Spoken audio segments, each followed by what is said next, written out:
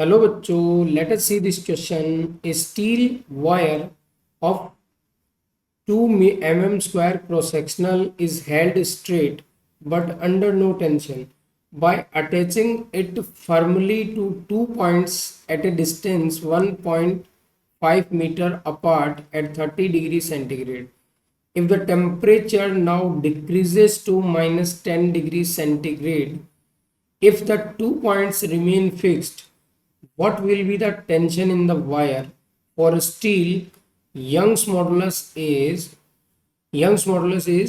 2 into 10 to the power 5 megapascal. 2 into 10 to the power 5 megapascal. Let us see. First अपन इसका key concept discuss करते हैं. Let us see the key concept. आइए key concept अपन use करते हैं. Let us see the key concept. Let us see key concept. Basically आपको क्या कह रखा है कि 2 पॉइंट आपने लिए और 2 पॉइंट के बीच में आपने एक वायर को इस तरीके से होल्ड कर दिया. जब आप इसको और यहाँ पे कुछ चीज़ें आपको गिवन है, जैसे क्रॉस सेक्शन एरिया दे रखा है 2 mm square.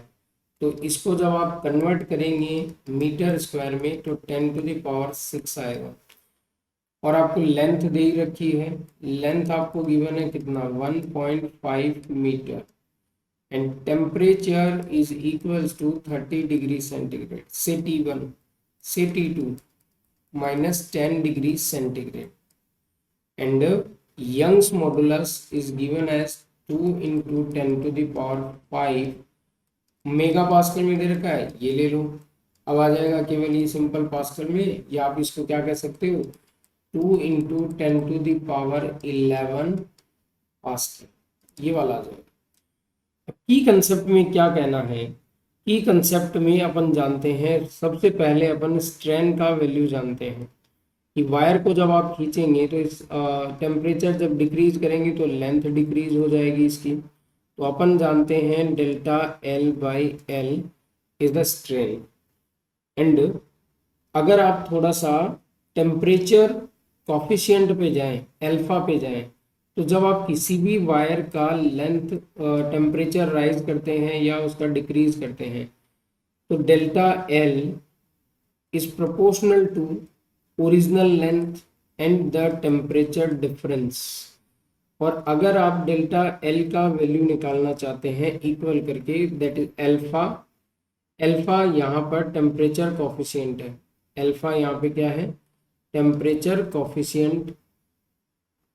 Alpha temperature coefficient, L is the original length, delta T.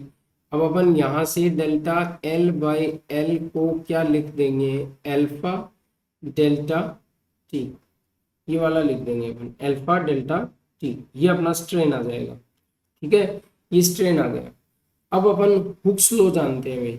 Basically अपन क्या जानते हैं? हुक्स लॉ जानते हैं अपन. और हुक्स लॉ अपने से क्या कहता है, देखिए थोड़ी सी जानकारी उसकी भी ले लेते हैं. हुक्स लॉ अपने से क्या कहता है? हुक्स लॉ की अगर मैं बात करता हूँ, ये हुक्स लॉ अपने लिए क्या कहता है?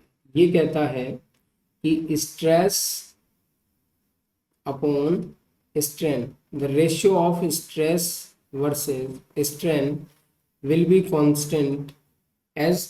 अगर आपने यहाँ टेंसाइल स्ट्रेस लिया है तो आप मॉडुलस ऑफ इलास्टिसिटी को और यंग्स मॉडुलस ऑफ इलास्टिसिटी कह देंगे. अब यहाँ से अगर आप स्ट्रेस की बात करते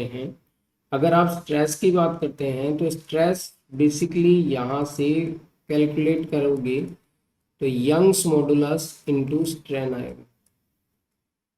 यंग्स मॉडुलस इनटू स्ट्रेन, ये वाली बात अपने को ध्यान होनी चाहिए. अब जो स्ट्रेस आएगी इस वायर में वो जनरेट होगी ड्यू टू टेंशन. ये वाली सारी चीज़ें क्या होने वाली है?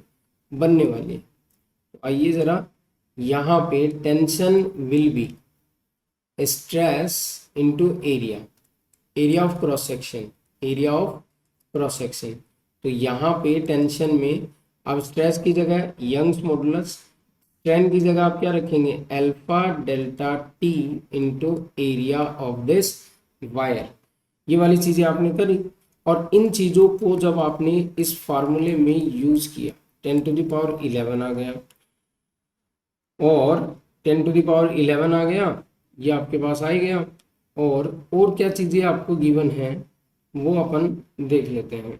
गिवन है, अब एरिया की वैल्यू आप इसमें पुट करें तो कितना आएगा, 2 × 10⁻⁻6 एरिया की वैल्यू आ गई। और यहाँ पर ये जो अल्फा है आपके पास, ये यहाँ पर जो अल्फा आप यूज कर रहे हैं वो आपके पास है, ये जो अल्फा है आपके पास ये 1.2 इंटू 10⁻5, वो भी नेगेटिव में -5। And temperature